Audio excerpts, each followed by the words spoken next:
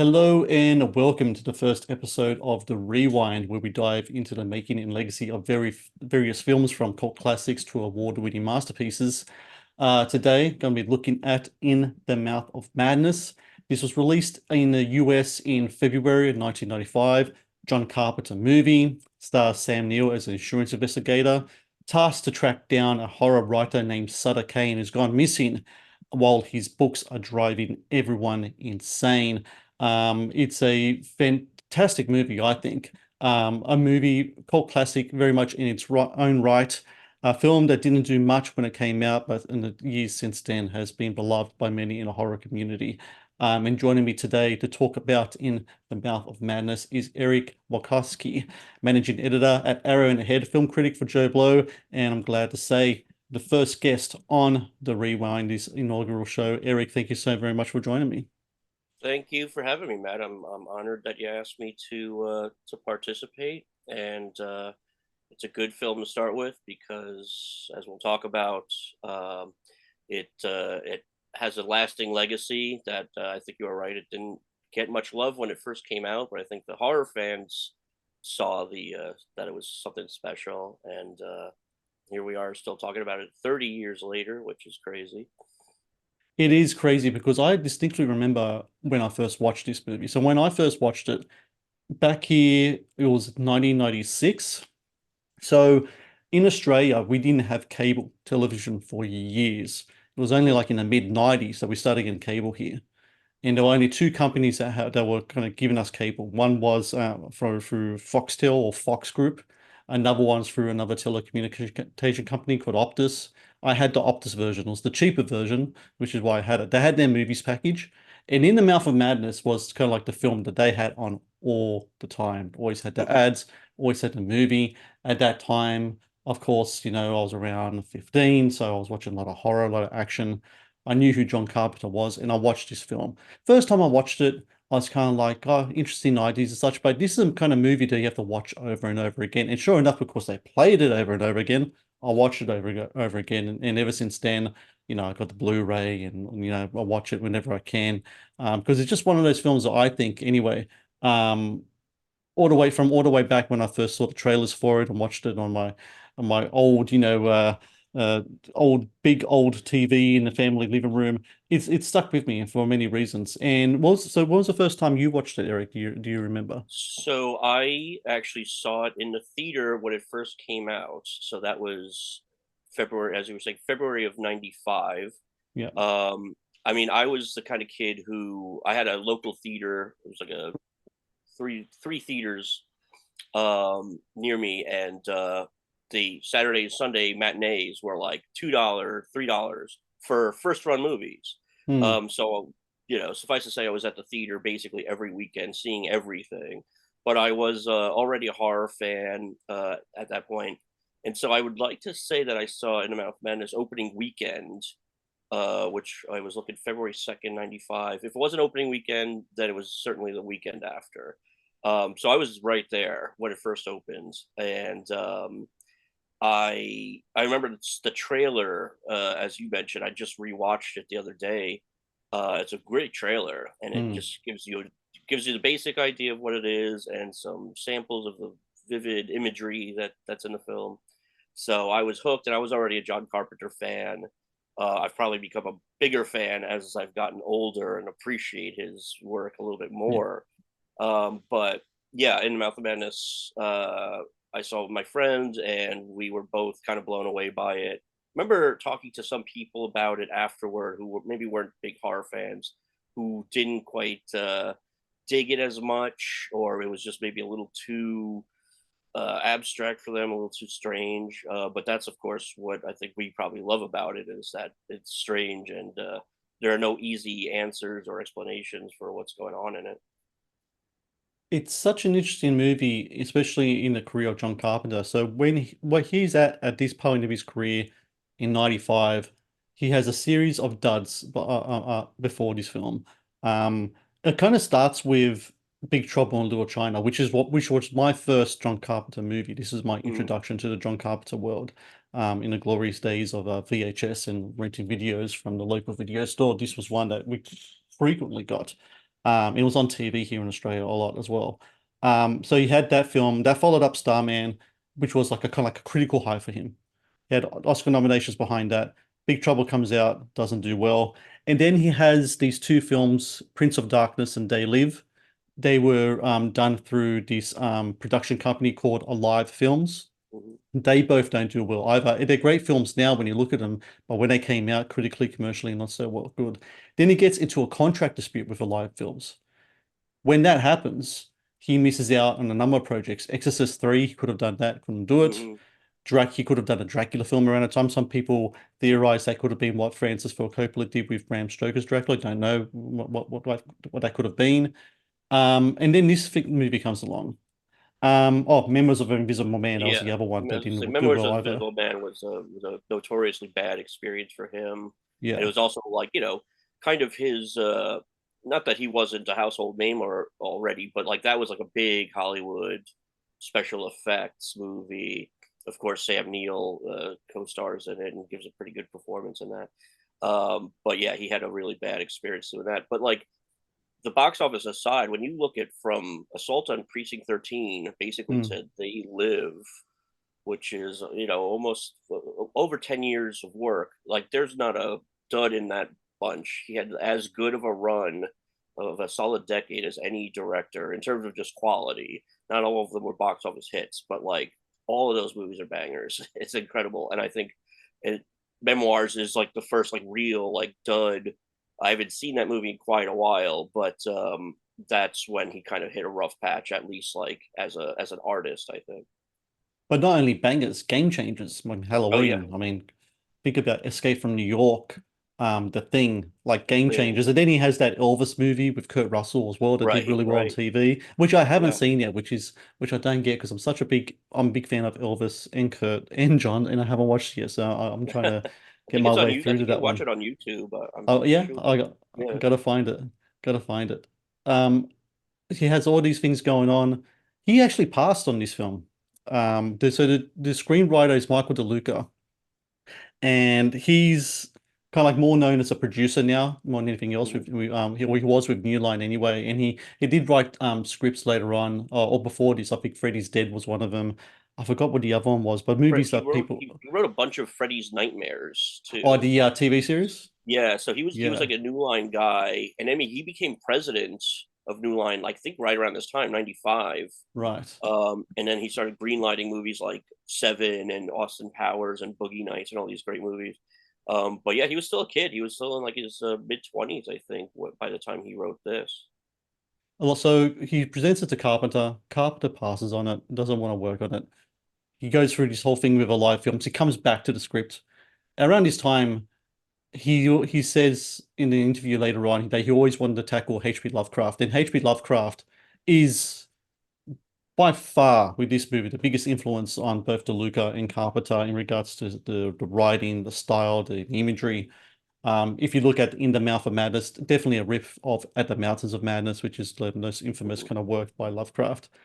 The interesting thing about Lovecraft and movies, horror movies, is that un unlike other horror writers, whether they be classic or contemporary, the Lovecraft one, there hasn't really ever really been a Lovecraft work adapted to a movie that's been really kind of huge blockbuster big Right. small films, genre films, classic films, Reanimate, etc., but nothing to the lengths of like what Stephen King kind of did with his stuff and all that. Something that came close supposedly was Guillermo del Toro was going to do At the Mountains of Madness with Tom Cruise of all people, which Right. would have been Yeah. fantastic if that went through, but it never happened. What do you think it is about Lovecraft's writing or Lovecraft style that just hasn't been able to yet kind of break through into that mainstream kind of stuff as something like maybe like a maybe even what Denis Villeneuve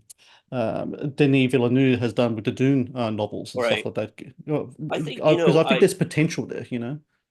I'm not sure if you've read Lovecraft. I've given it a go, and I find his writing very sort of thick. Very It's not. dense. Yeah. Yeah, very dense, and like Stephen King or somebody like that is a very is a page turner. He's a good writer, but he just makes you see it.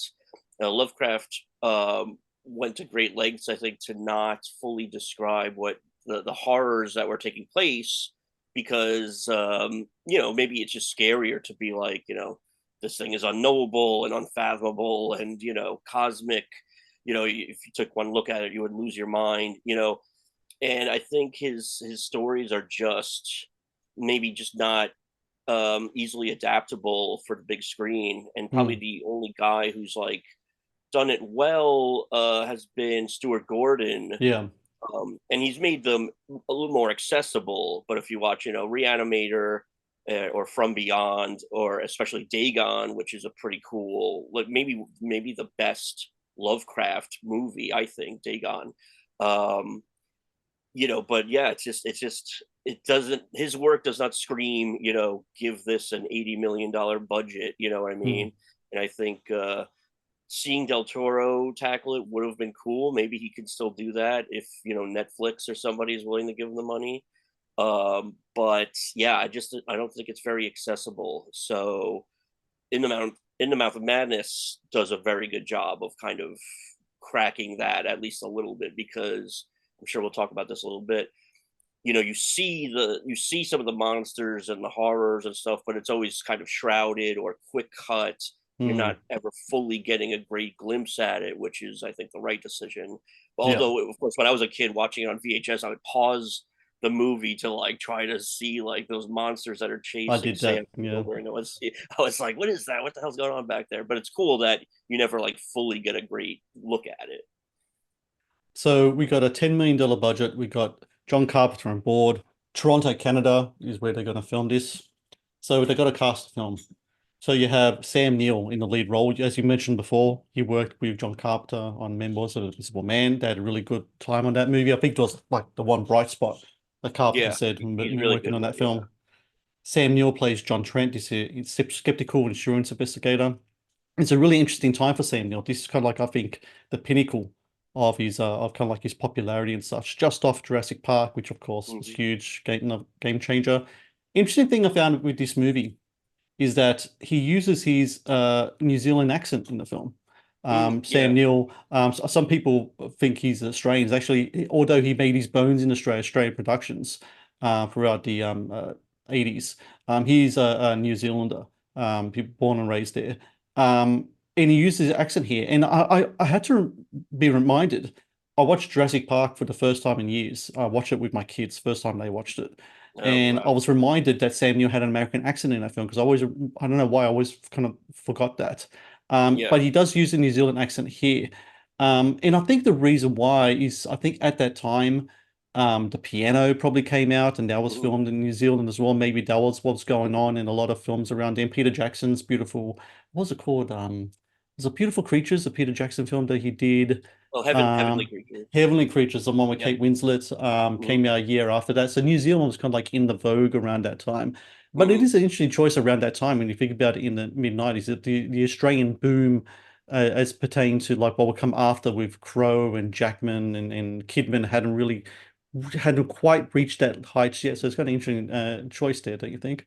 Right. Yeah. And we didn't have the Australian invasion that we got Yeah. after all those people, and it seemed like what's that TV show in Australia that all these people came from?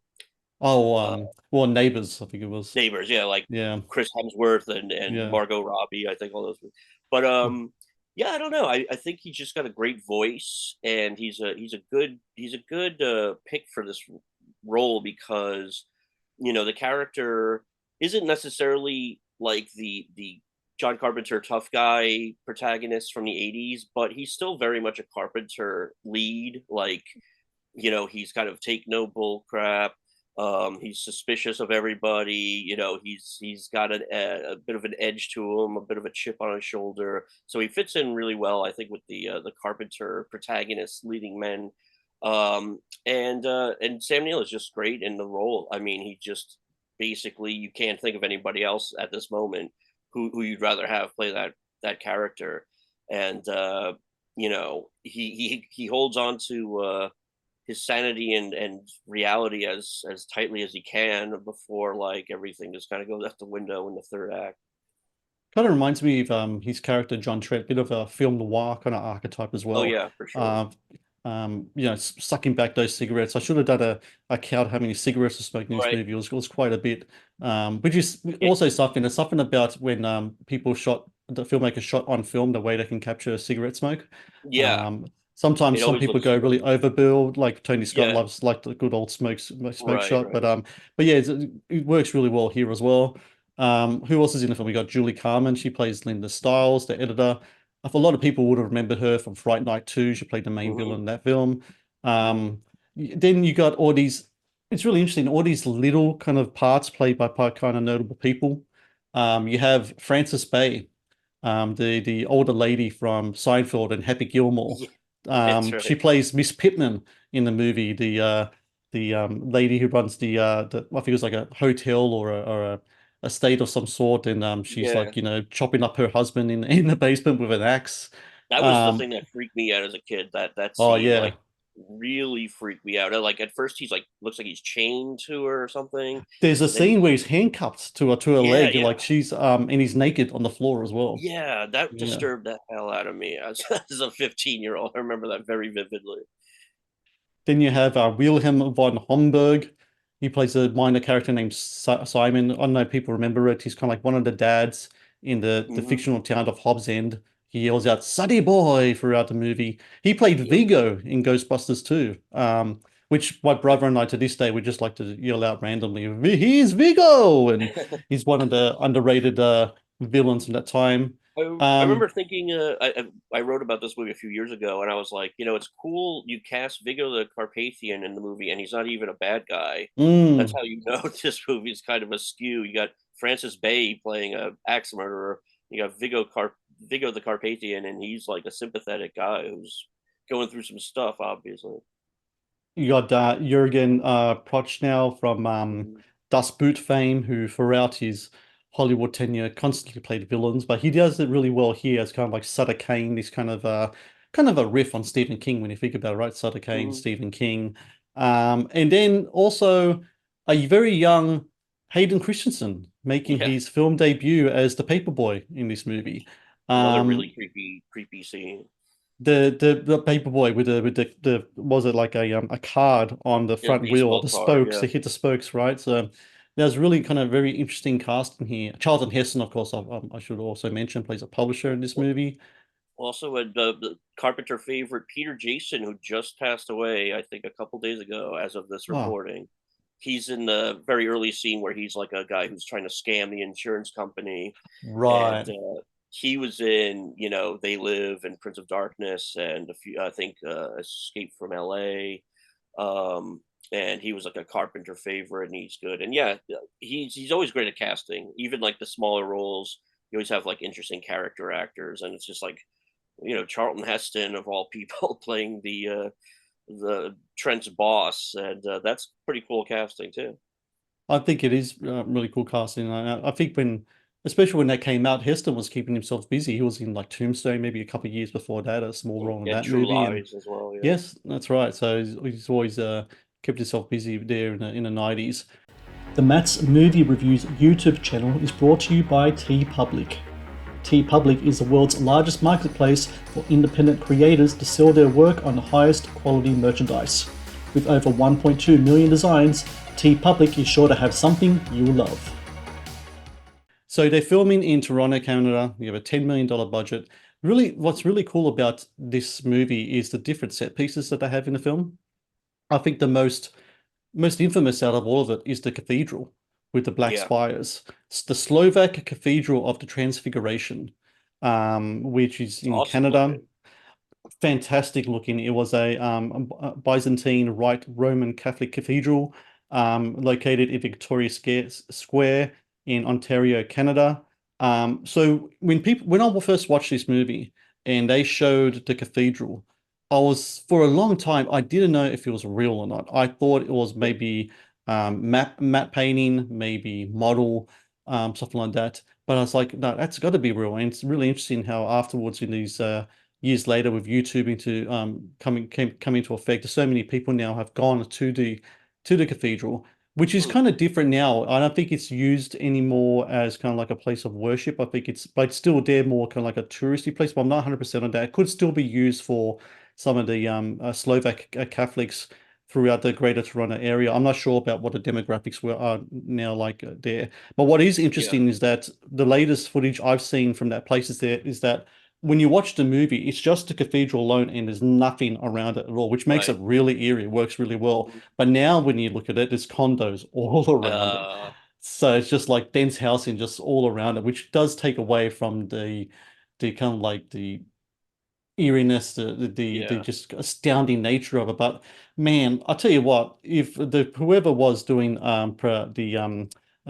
production, who was on the production crew, who was looking at locations, they found a killer of a Oh location in yeah. that one. Yeah. I mean, that's an amazing looking place, and yeah, I mean, it does look like it's just completely in the middle of nowhere. And I think the movie's supposed to be taking place somewhere in New England, Mm, which of course is where a lot of Lovecraft stuff happened. And love, New England is known for, of course, Stephen King is from Maine. It's just kind of known for how beautiful it is, and also it can be pretty eerie, and a lot of like small towns that you might not even know exist if you drove past them. But yeah, the production design and the locations are really good in this film, and you definitely get that eerie small town, semi abandoned town feel. Um, and you wouldn't know. I mean, it's Toronto, I guess, but you wouldn't necessarily know that. Like, there's no reason not to think it's somewhere in New Hampshire or something like that. Unionville is the place where they shot this. And supposedly a lot of people go there because of the film and the Mhm. locations in it. Supposedly a lot of marriage proposals in Unionville. A lot of Really? in the Mouth of Madness films. I don't know whether you want to really start off your marriage influenced by In the Mouth of Madness, but then again, I've been married for 15 years, so they could be apt. I'm not sure, but Yeah. we'll, If you if yeah. you found if you find somebody who loves it as much as you do, then why not go for it? And the infamous bridge that they kind of like is like kind of like um the bridge between the fictional world and the Right. fantasy world that they go through was the West Montrose Covered Bridge, which is also still around.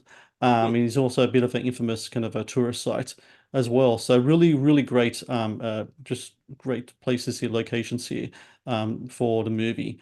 Um, I think the something mental institution, the exterior of it was some is kind of a like factory or it's something. a water water facility Okay. for the town there. But it, again, astounding. When you look at the inside of it, it Yeah. looks like a mental. I don't know Yeah. what it'd be like working there.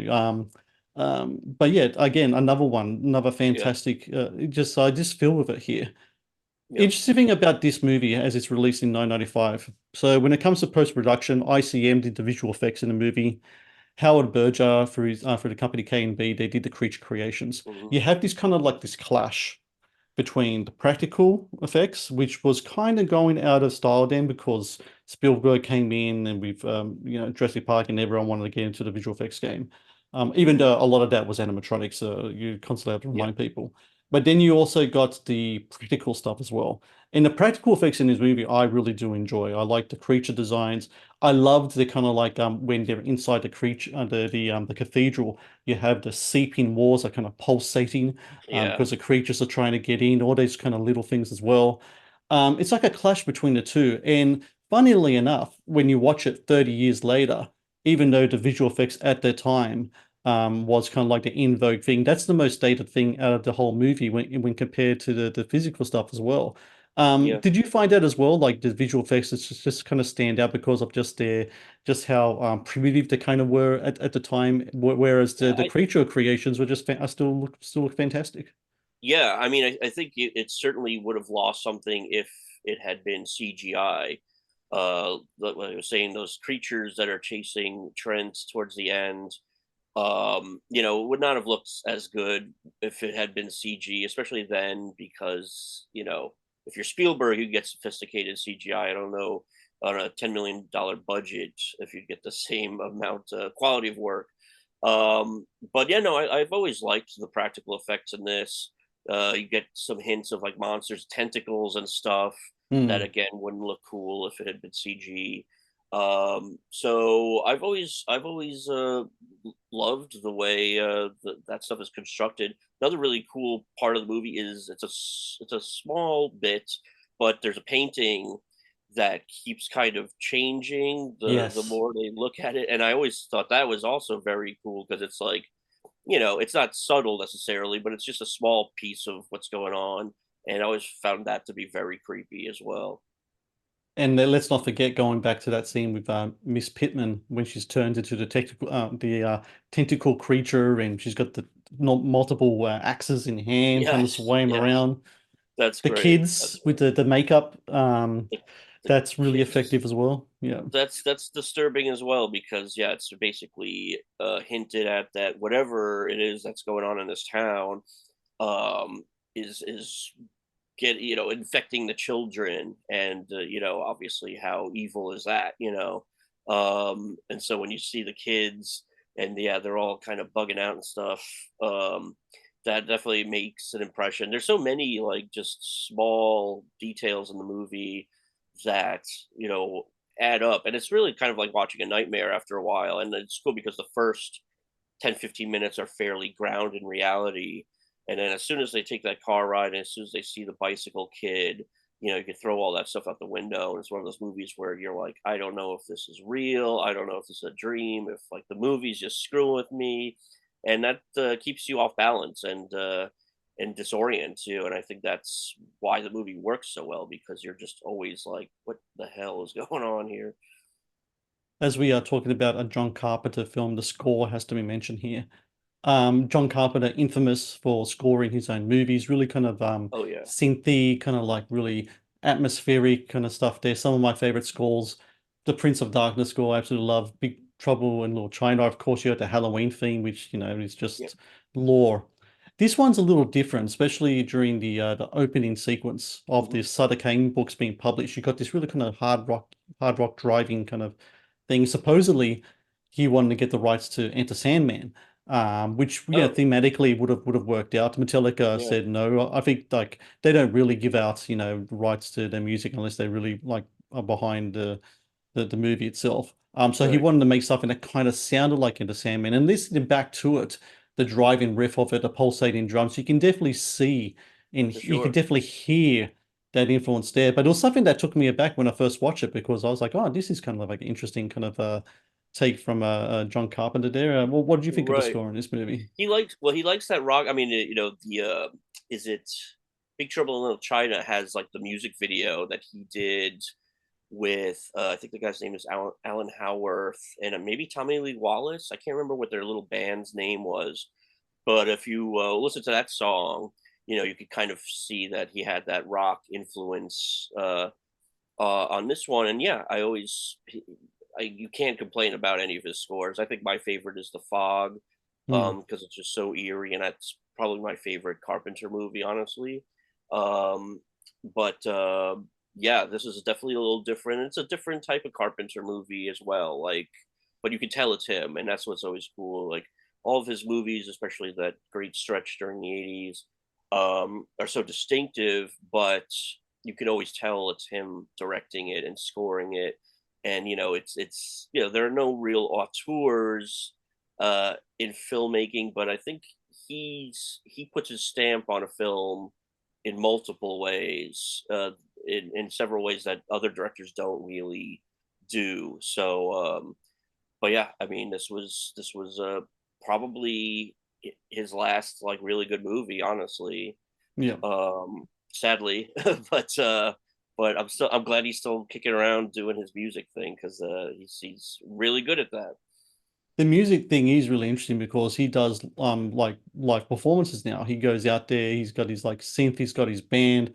They do I the saw it stuff once. from I yeah. saw it So like I never he five or hasn't six come years down ago. here yet. So what's the experience like listening to John Carpenter do John Carpenter live? I'm sure it would have been awesome. It's so funny because yeah, it's just like you're in a concert hall the way you would be, and everybody's standing around, and it's really just him and his son and the other guy, and they project clips from the movies behind them. Hmm. And whenever you hear the music, you know exactly what movie's coming up, and they're just showing a montage of clips, and it's fun. I mean, it's just like about an hour and a half of that, and he just stands there and grooves out. He's just like kind of doing his thing, and then they play some original music that's not from any score. But it's a lot of fun, and yeah, I hope he comes down there because I know they go on tour pretty often. Do you remember them playing the opening riff stuff from this movie when you saw it live? I don't think they did actually, but I'm not 100%. But there's certainly the highlights are like Assault on Precinct 13 and Halloween and Escape from New York, and yeah, obviously the thing wasn't him, even though it certainly sounds like him. Hmm. Um, in the Mouth of Madness, but I could be wrong about that. So this supposedly is a part of what he's called the Apocalypse trilogy. So you have The Thing, Prince of Darkness, In the Mouth of Mhm. Madness. You could definitely see the thematic lines in between them all. But for me, I think it's like stands out because when it comes to trilogies, it's not something you find often in horror movies. Because horror movies, usually when there's one, two, or three, you damn sure know there's going to be a four, five, and six because they Mhm. just like to milk the shit out of stuff, especially back in the 80s. Right. They did anyway. There's not many I can think of, which makes this kind of like trilogy a really kind of like has rare air to it. The only other one I can think of, and you got to look at it with a bit of a grain of salt, the Exorcist trilogy. Now, a lot of Mm. people might be thinking Exorcist 1, 2, 3, but I'm not putting Exorcist 2 in there. I'm putting Exorcist 1, the ninth configuration, and Uh, then Exorcist 3, because of the bloody connection between all three of right. them. Because Right. supposedly, Bladdy's like, when ninth configuration came out, um, it was originally released as under a different title. The book was anyway. It was Yes. called originally called Twinkle Twinkle Killer Kane. Right. And then he re-released the book and put the connection between The Exorcist and that book movie in the form of this astronaut character who Right. supposedly was in the first Exorcist. I know I ain't even seen the film, but when Linda Blair crashes her mum's party and she says, "You're gonna die up there," talking to an astronaut of all people, Right. and Right. she urinates herself. That character is one of the main characters in Ninth Configuration. So that Right. kind of changed it up. So that's a trilogy in its own. But I can't think of any of others. Can you think of any other horror trilogies really? Because it's nothing that really kind of like exists out No. there. Yeah. That's interesting because yeah, as you say, if they get to three, they're almost certainly going to keep going. Yeah. Um, I at the off the top of my head, I can't. I mean, unless it's some like or like the prophecy, like a movie, like a franchise like that, Yeah. that like you would see one theatrical release and then they just kind of started going straight to video or straight to cable. So or like funny enough, Vampires, Carpenter's movie from '98, I Yeah. think that had a couple of direct to video spin-offs, maybe three. I could be wrong. I'm sure somebody in the comments section will mention it. Yeah. But yeah, no, I can't. And it's I like the idea though of a thematic trilogy that aren't necessarily taking place in the same world, but Mm. they're sort of the same piece. And I love Prince of Darkness is one of those rare movies that when I first saw it, I was pretty young. I just didn't get it, or I just didn't dig it, and I was just like, this movie's pretty lame. And then it took me like seeing it years later when I was maybe a little more mature in my thinking, where I was like, oh, this movie's actually really good. And I love the score that just kind of permeates the entire movie. It almost feels like Yeah. it never ends. Yeah. And so it's a great thematic trilogy for sure. When looking at the themes of this movie, I think the biggest one is that this war between what's fiction and reality. And I think what a lot of people, might some of the kids, I guess these days, might call meta, Yeah, which yeah, is really interesting because this came out in 95. When people talk about horror and the whole meta aspect of what horror uses quite a bit now, people talk about Scream, yeah, Wes Craven. That came out a year after. And of right, course, one was a hit, one was a bomb. Of course, when In the Mouth of Madness came out, it barely made over 8 million at the global mm, box office. Not many people saw it, but I think it probably made its money back during cable runs and DVD and sure, such for sure, because that's when I saw it and it was on all the time. hmm And I imagine in the States it will be that as well. The I whole contributed to that because probably rented it several times. because it's a movie you need to watch multiple times to really Yeah, really get into it, and it's a great movie to watch as well multiple times. But the yeah. whole kind of meta aspect to the whole thing, was there anyone really doing that in the horror game at that time? I can't really think of any myself. Um, Um, hmm, kind of delve in the line between fiction and reality to the point right, where, and a spoiler alert there for people who haven't seen the movie, um, Sam Neill's watching himself on a movie screen at the end of the movie as right, the events of the last hour and a half of we just watch this unfolding once again in front of him. It's a right. really terrific kind of way to wrap things up in this movie, I think. I think also like maybe one reason why it wasn't a huge success was, people when they maybe I'm generalizing here, but like I think people like clear cut answers Yeah. and tidy resolutions, be it horror movie or whatever. Um, this movie you walk out of going like I know I watched it. I still don't really know what happened. Like, was that all to be taken literally? Was he mad, or was the movie just messing with us? And I think that can be kind of off-putting to people, some people anyway, who go, "Well, I need an answer," like, and there was no, back then there was, I mean, the internet was just starting out, and so you couldn't Google like what does the end of In the Mouth of Madness mean? Hmm. Like you just had to live with it, and I think that was probably frustrating for a lot of the general audience anyway. The Matt's Movie Reviews podcast is brought to you by Amazon Prime Video.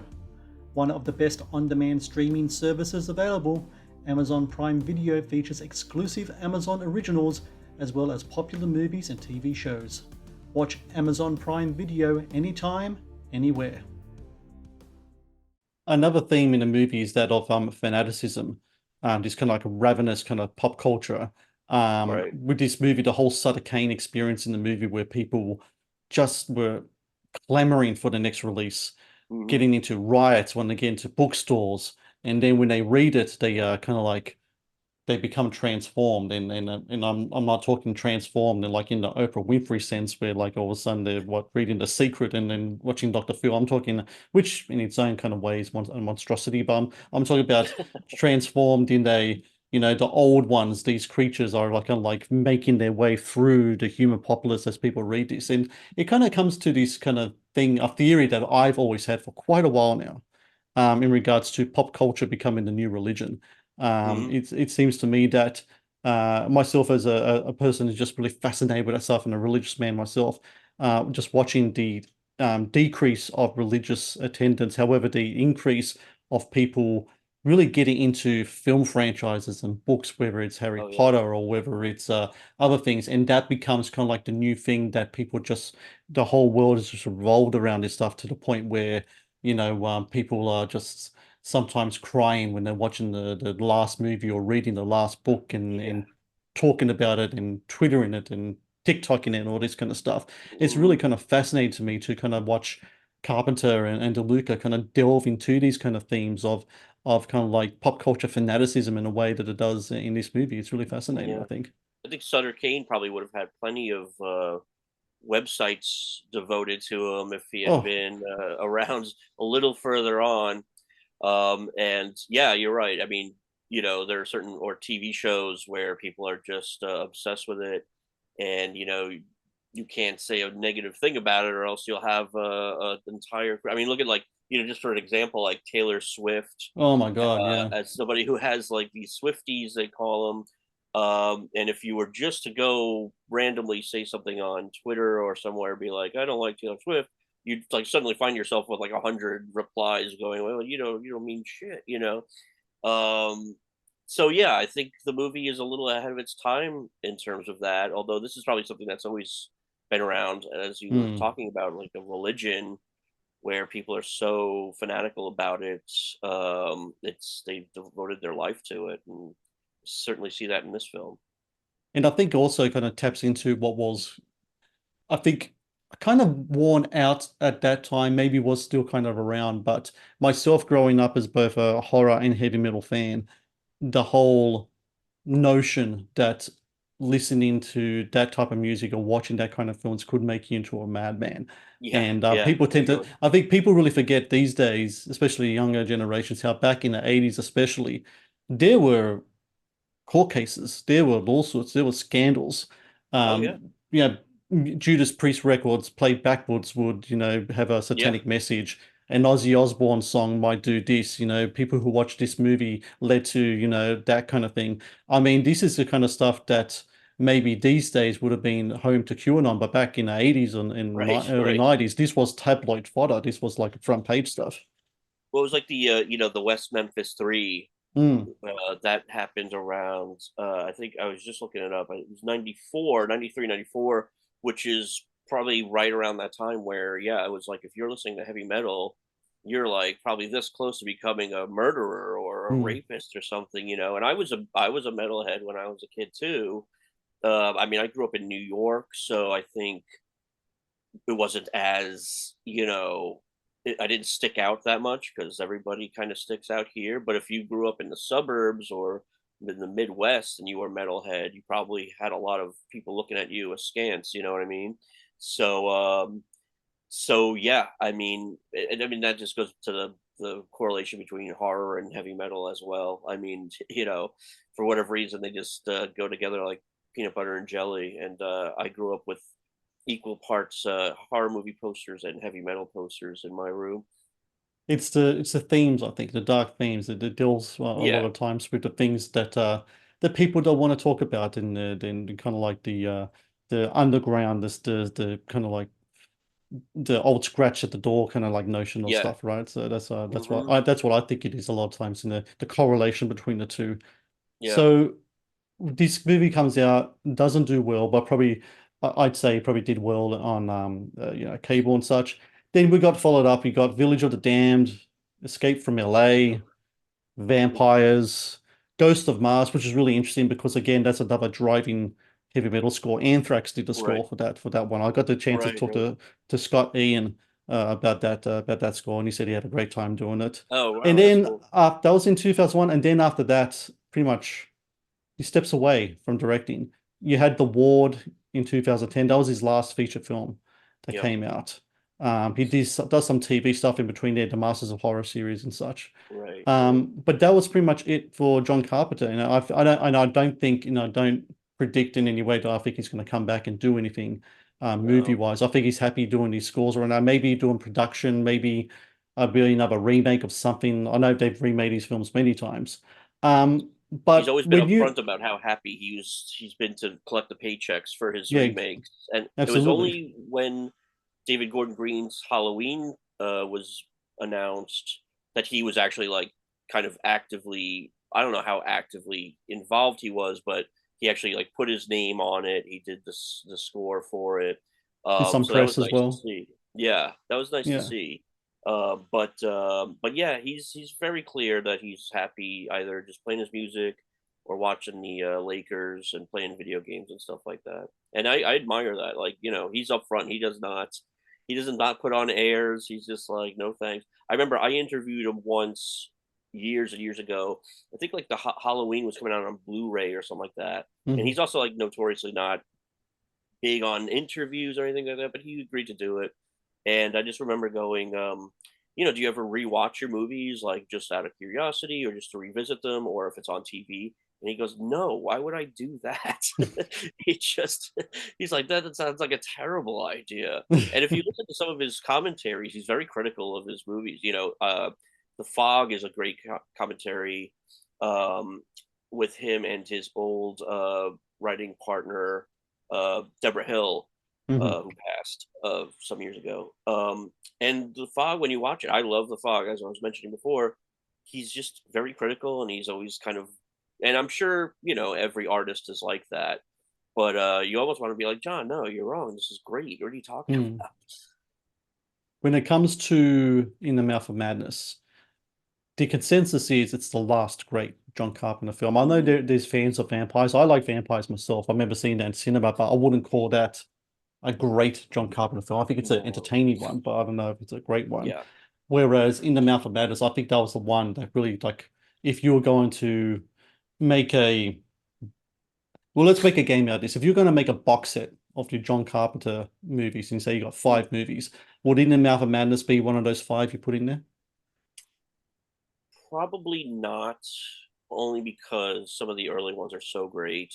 I So mean, you got like Halloween and Thing. They're like two in there straight away, Halloween, right? Halloween, The Thing, and The Fog are like must-haves. And I really love Assault on Precinct 13. Hmm. Um, and then it's sort of like take your pick, They Live or Prince of Darkness or Christine is another one I'm really fond of. Does So I Starman don't, go in there, you think? Because Starman is like a movie. It's a really strange movie in that sometimes I forget that Carpenter kind of directed that because it yeah, was just such yeah, a mainstream success and critical awards, a success that you're like, oh wow, yeah, John Carpenter did do that, yeah. and it kind of There are stands out no, from the other stuff there. yeah, there are no horror elements at all. It's a very tender and sweet movie. Although it look like when you watch it, it looks like a Carpenter film. Hmm. It just doesn't act like a Carpenter film. And it's got a great score too. That one. It's actually one of my mom's favorite movies, and I don't Hmm. think she could watch The Thing or or any of the other ones, but she loved Starman. I don't think it would be in my top five, and again, that just goes to that speaks for how good he was in his prime because there Yeah. are just so many like movies that I would probably give an A to, Yeah. but still very fond of In the Mouth of Madness, and if it is that ends up being his last great movie, it's been 30 years now, then that's okay because you know what, he's got about 10 other movies that are just even better. It is and I do think as well, just when you look at his filmography, it is the one that stands out in that 90s run, that kind of doomed 90s run that to me, I think is the best work he'd done in that decade for sure. Oh yeah, I mean, I And watched I watched Village of the Damned for the first time last year. It was actually the first I had never seen it because mm, nobody gave me any indication that there was a reason to. And yeah, it's really him on autopilot. I know he did that as like he had a contract with Universal, and he was basically like fulfilling his last movie for them, right. and that's the only reason he did it. And it's like very clear when you watch it that it's just a job for hire and there's no passion behind it. I guess you could say what you want about like Escape from LA, but that movie does have a personality. It's not one of my favorite movies, but you can tell he's kind of having fun, revisiting Snake. And as wacky and ridiculous as that movie gets, it's still, it has his imprint on it, and I guess Vampires does as well, and Ghost of Mars to a degree. But those aren't movies that I'm, rewatching very often. It's been quite a No. while since I've seen either. But In the Mouth of Madness, that's definitely the one to rewatch. And if anyone Yeah. out there hasn't seen it yet, I'm going to put a Oh link yeah. down where you can find it on Amazon Prime. Watch it because it is a really fantastic movie. And it's again one of those films you could watch. You can and you need to watch over and over because you do Hmm. pick up these little things. And I think the first kind of experience, I know with my one, it was kind of like almost bewildering because I love what I was seeing, but I couldn't just really get into what was going on. And that was Yeah. back in the day when you press record and hold VHS and you rewind and you Right. play and all that kind of stuff. Right. So yeah, I think it's a fantastic movie. It is, and it makes in 30 years on, I think now is probably, at more popular now than it was when it came out. I think Oh the yeah, for time has sure. been kind to this movie, which says something about a film. When time is kind to a movie and people still want to watch it and they talk about it and make videos about it like I am today, I think it says a lot about a film. It really Well, does. and thank God we have these. Is it did Scream Factory put out the Blu-ray? I think so, but I'm not I know they 100%, put but out it's a bunch of possible. his. I'm not Yeah. sure. I can't remember if that one's part of it, but thank goodness we have all those great boutique labels Hmm. who put out these movies and like go all out on special features and the restoration and stuff, so people can revisit this movie the way it was meant to be. Well, I mean, probably the way it was meant to be seen was like on a VHS late at night, Hmm. but it's still cool that they have the really cool upgraded Blu-rays for all these movies. Even Village of the Damned, you can find a great Blu-ray for. So, um, Absolutely. absolutely, yeah. If you haven't seen it, uh, we probably shouldn't have listened to this. You should go watch it and then listen to us talk about it. And Eric Walkuski, thank you so very much for your time today. It's been a pleasure to talk to you. Where Thank can you. people find your stuff online so they can check out your work? Right now, you can find a lot of my. I write a lot of scripts for Joe Blow videos. So if you watch one of those, "How did this get made?" or we call it "WTF happened to this movie?" or "What happened to this movie?" Um, I've written a whole lot of those. Also revisited. And I'm not really on the socials as much, but you can probably find me on Facebook if you wanted to. And yeah, thank you so much for inviting me. I'm really happy to be a part of this. And just let me know when you want to do the next one.